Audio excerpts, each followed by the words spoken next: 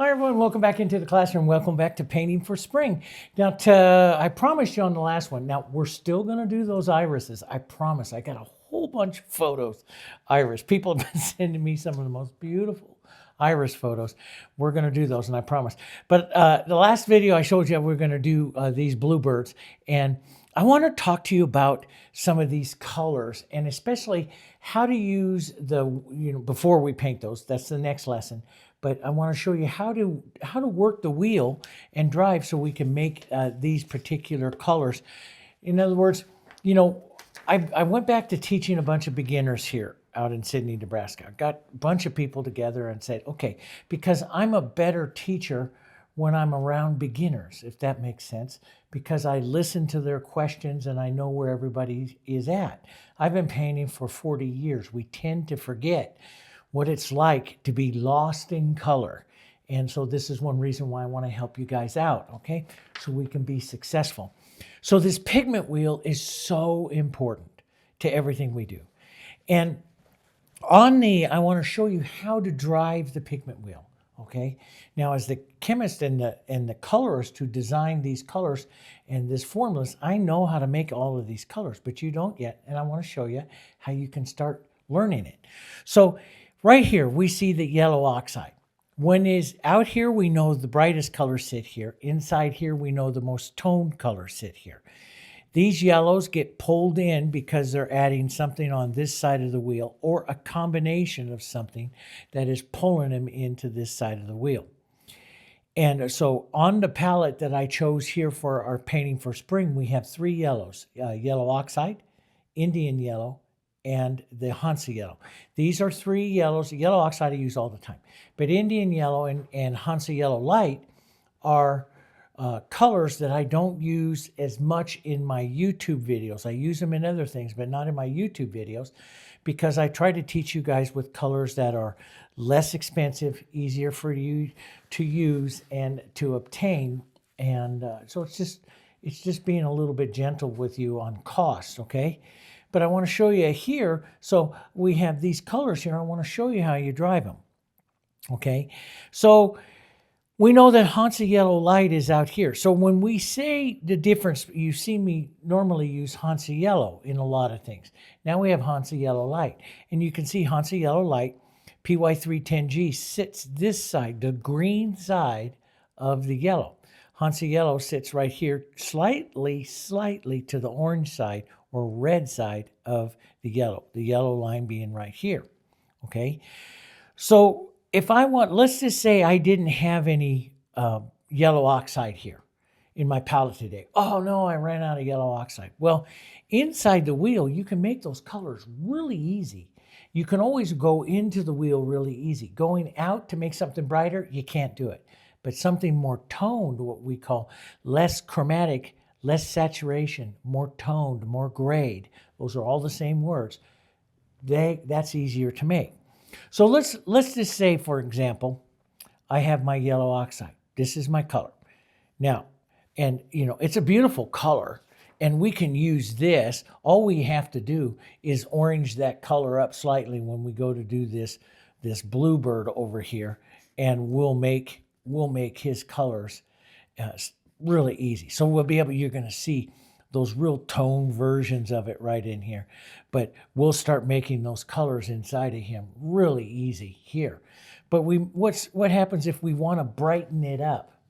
How do we brighten up yellow oxide? Well, you can add a color, certainly. You can add one of these here that will brighten it up.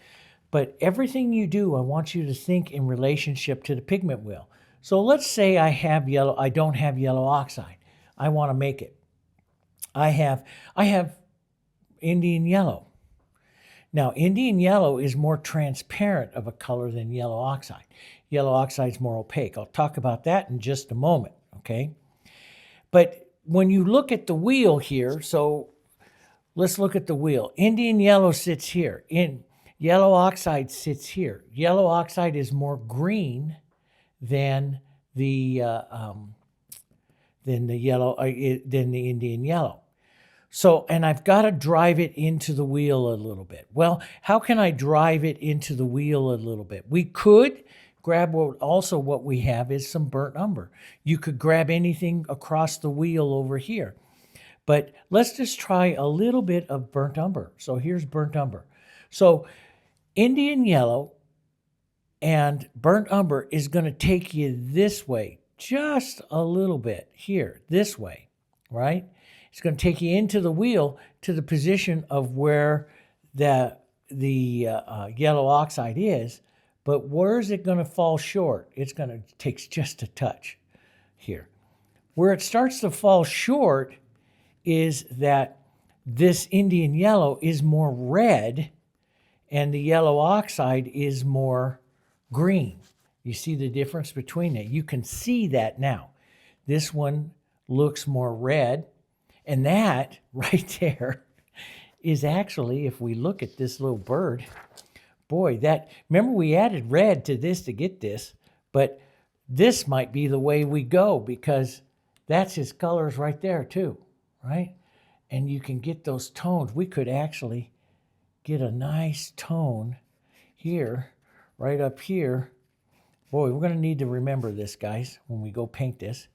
Those will be beautiful tones right up in there, inside of that bird, and right down in there. Look at that, okay? So yellow is actually a little bit more to the orange side. You'd think, oh, that's very bright orange, but it's not really that bright. We can make it that bright. Okay, but let's go back here. So the Indian yellow and the burnt umber is just a little bit red. This looks a little bit more green. So you could add some green. We could reach right over here and add the phthalo green blue. But if I wanted to make sure that I'm staying slightly to the yellow, which one? I've got it. So I'm coming in on this line right here. I'm coming in and I'm going right here like this between those two. And this is yellow.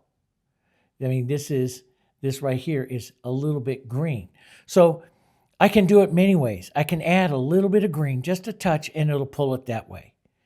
I could add a tiny bit of Hansa Yellow Light, because Hansa Yellow Light is more green than my line this way. So if I come over here to this side over here and I start to add some Hansa Yellow Light, let's just take it off to the side so you can see what happens. Hansa Yellow Light is going to start heading this way, and Hansa Yellow Light again is this way, and maybe a little bit too bright, just a touch too bright, maybe just a touch, tiny bit of the burnt umber here, and we start to make that closer and closer. See, it's not as red. Do you see that? Here was my red. It's not as red. The Hansa Yellow Light is driving it towards the green. And then the one difference, now remember I said earlier, I said, oh, we have an oxide. We have to be careful because we have an oxide. And so let's just add a little bit more of this. The oxides are, so you see the red? Do you see this red? See that going slightly green? Oxides, anytime you see the word oxide, I want you to think white. Oxides are opaque colors. Yellow oxide is an opaque color. And they get that opacity by having basically a little bit of white in them. And so that is why, so anytime that you see the oxides, you're going to add white to them. Now, we're real close. Probably just a little more burnt umber. Let's just go a little, I went just a touch too much white into that. And we're real close. And you're going to start to get, I need just a touch probably of that. You can see there though, I can make yellow oxide pretty darn easy here. Making it, see how red it was and how we headed it green. What did we do? We added the Hansa Yellow Light, right? But which is going to pull it this way because my line is right here, going right here. The Hansa Yellow Light pulled it down towards the green because it's right here. But it also made it brighter. So then I had to add a little bit more burnt umber. And then because it is an oxide, I start to add just a touch more, a tiny touch of white, and you'll get that kind of cloudy look to it. Now we could get that a little closer. I could probably add just a tiny bit more of the Indian yellow to it to red that. I went just a little bit too far green, and we'll get that even closer here. But we'll make that color, see? We can make that color. Now, okay, Dave, why don't you can see, you make that color. So why do you have yellow oxide on your palette? Speed and convenience. Anything inside the wheel, I can always make. And I had a great question. Why don't you just paint with red, yellow, blue? And, you know, one red, one yellow, one blue. I do all the time. I did entire lessons, over 500 lessons on the Paint It Simply colors, were lessons, and there's books and videos on it called Paint It Simply. And I used basically 6 colors. And I used one red, and the red and stuff that I used was Naphthol Red Light. I added to that red violet because we don't have a real true red. So I was always able to mix my red right in here. But I used a red, a violet, a yellow, and a blue, black and white. And so 6 colors. So I painted over 500 painting lessons with those 6 colors. I've also done the Anders Zorn where we got rid of blue. Anders Zorn. Look up his palette. Anders Zorn palette does not use blue in all of his colors. He's a beautiful Swedish portrait painter. And I have a set of roses here called the Zorn Roses. They are on the channel. Just go look those up. As a matter of fact, if you go to my main page, you see me painting a lesson right away. That's the Zorn palette. I will paint those roses and stuff without any blue. I'll make the greens and everything you see in there without any blue. And it works really well. So what you need to do is this wheel tells you how to drive. So we want to go from here to here, but now we need to backtrack a little bit of this way. In a line here, you can see you need to go green. I can take a real soft green. I have to be very careful because phthalo green is very powerful. But do you see how I could start getting that direction? I could take an Indian yellow here, and I could add a little bit of burnt umber to it and start to tone it down. And I've got to have some of that burnt umber, but can add just a tiny bit of the green into here. And you saw how little I picked up. Look how that greens that up right away, right? And so just a little bit too green probably here, a little more of that. And then a little bit of white to help it opaque here. And I'll go right back to those yellows again.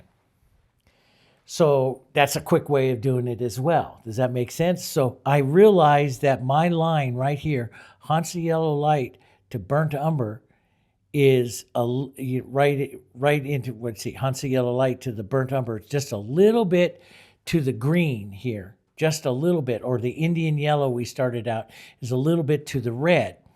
This would be a little bit, if I use this might be a little bit, if I use just Hansa Yellow Light and Burnt Umber, I might be a little bit green, and I might have to add a tiny touch of red or a tiny touch of Indian yellow to get you up there. Does that make sense?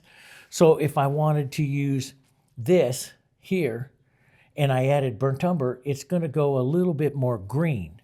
As I do this, you're going to see it. You're going to see this go green in comparison. Let's add a little white so it clouds it so we know we're close. We have an oxide.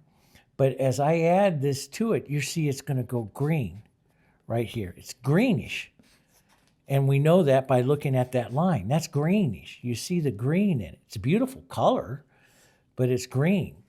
And only by the time I add red or add Indian yellow or the tiniest bit of red into this, it's probably too much. But you'll get the idea. You can see all of a sudden I'm changing that back down here, getting into that, and I'll get closer to that color. Still a little green. Do you see it? Still a little green. That's what I want to do with you guys. I want you to see these subtle changes and stuff in color and know what it is. So you can see this one's slightly green. This one is just slightly red. This is where I'm going. Here is, if I got to go to here, you know, if I got to take this color to that color, you need something that's slightly orange. either an Indian yellow or a little bit of red or something like that to get you up to that color. Does that make sense? And that's probably just a little bit too much. I'm a little heavy-handed mixing today. I just want to grab it and go. And you can see those mixes are really just a tiny bit, guys. Got to get your, that's why I like this knife, because it's got a nice fine point on it. I can just tap it in like that and pick up the tiniest little bit of color. This tiniest little bit of color here will really affect this whole mix. You can see it really makes it red. Boom, that tiniest little bit. And so when you're color mixing and stuff like that, you want to be as small and as little as possible, small little adjustments to it.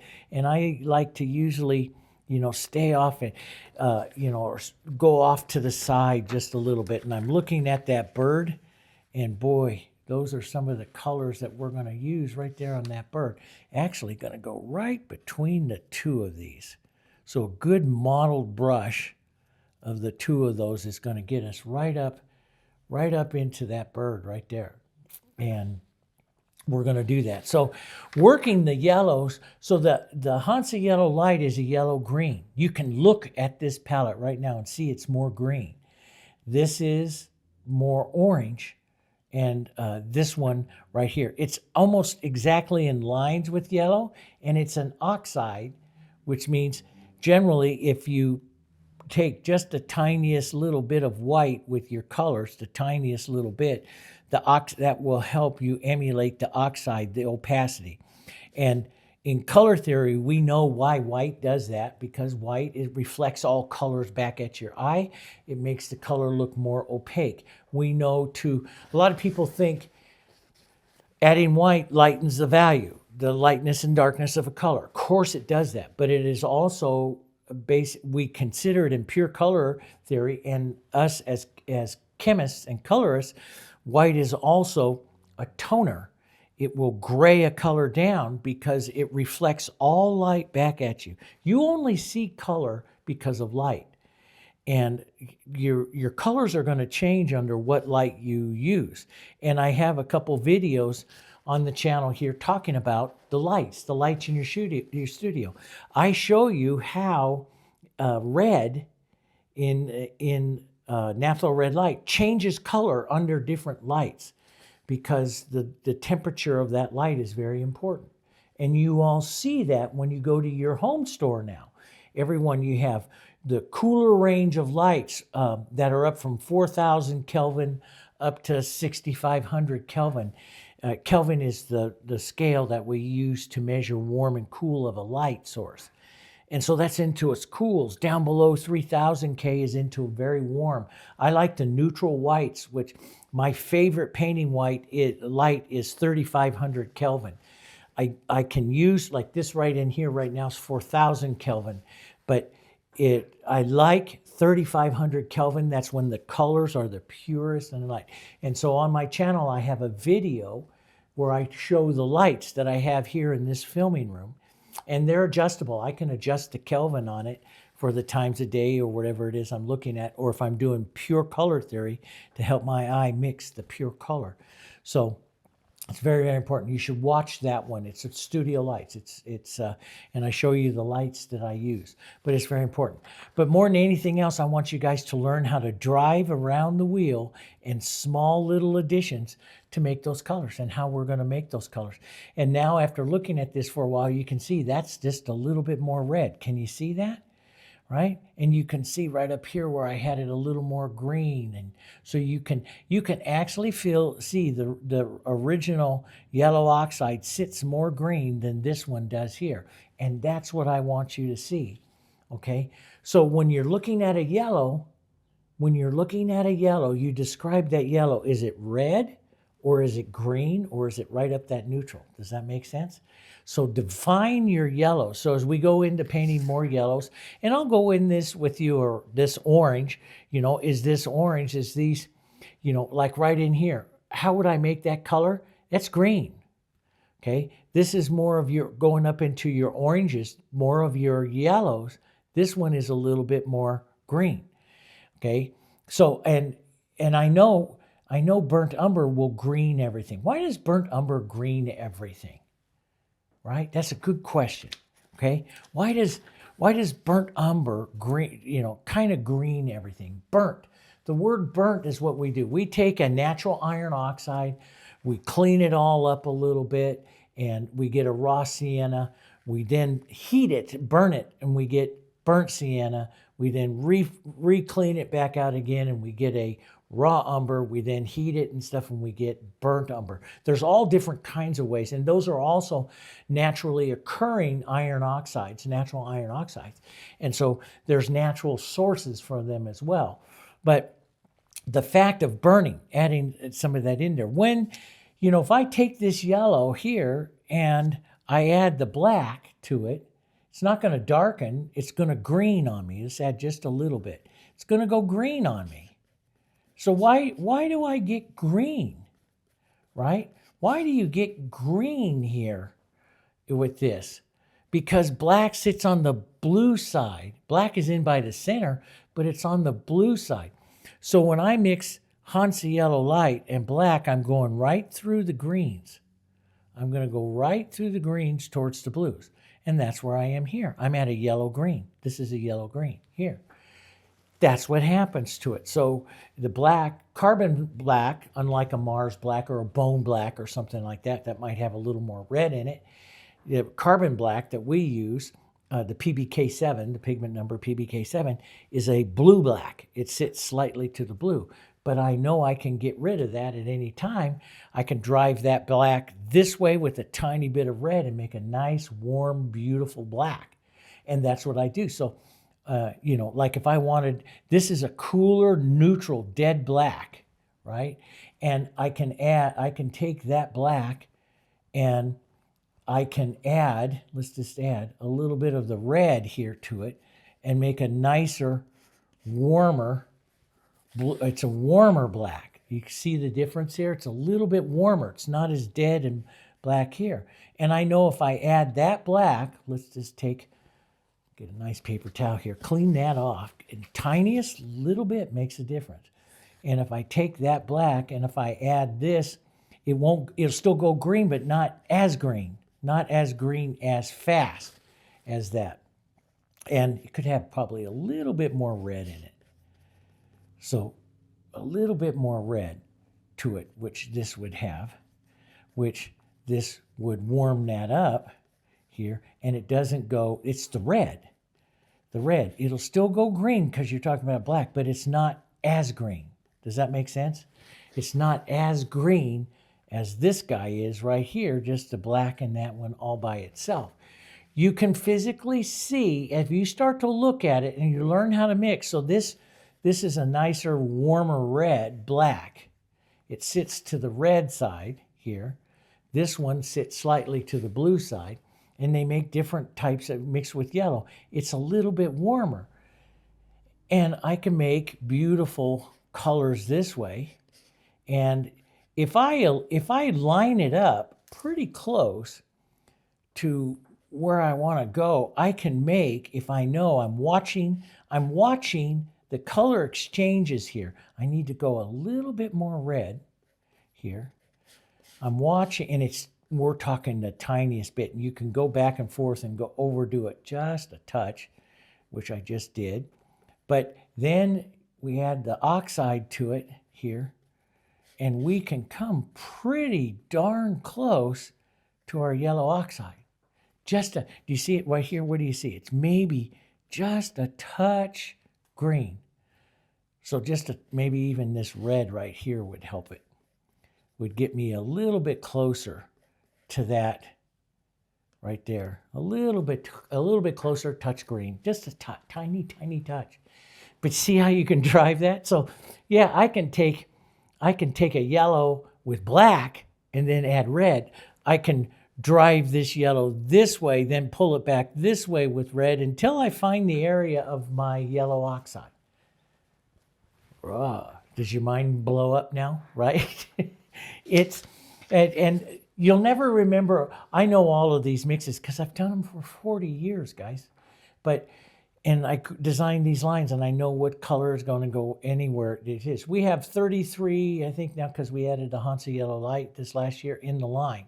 And I know where every one of those pigments go and how to drive it. And that's how I know how to make those colors so even. But when I started teaching, years and years ago, I started a program called Paint It Simply. And I did 500 lessons with just 6 colors. And I showed you how to understand those 6 colors. And for the last several years, for the last 4 years, 5 years now on YouTube, I've done hundreds of videos with Dave's favorites. And I've used those same colors in everything I paint. So you learn how to drive those colors. Does that make sense? And that's what you try to do as an artist. You learn that wheel. You look at that wheel where you are. You know, if my green is, or my yellow is a little bit too green, I need to get red to get it back into that position of yellow. A yellow is either green or it's either red. And so you adjust it, as you're toning to come inside the wheel, okay, as you're taking a color here and you want to go here, you're adjusting it for red or green as you come in to hit that mark. Does that make sense? Right? So I want you to start thinking that way, okay? And we're going to learn that with all of them. We'll learn that with all of the colors. And you can, Hansa Yellow Light, and Hansa Yellow will make the majority of yellows that you have out there. Because the majority of the yellows are toned inside the wheel. And those are 2 of the bright colors. Indian Yellow can make a lot of them, but not as much. But Indian Yellow is also more transparent. We'll talk more about that later on, okay? I hope you enjoyed it. So start thinking of your yellows as you're painting. And as we paint here, when you look at the bluebird as you got here, is this orange more yellow or is it more green right there? Okay? All right. We'll see you guys over on the bluebirds.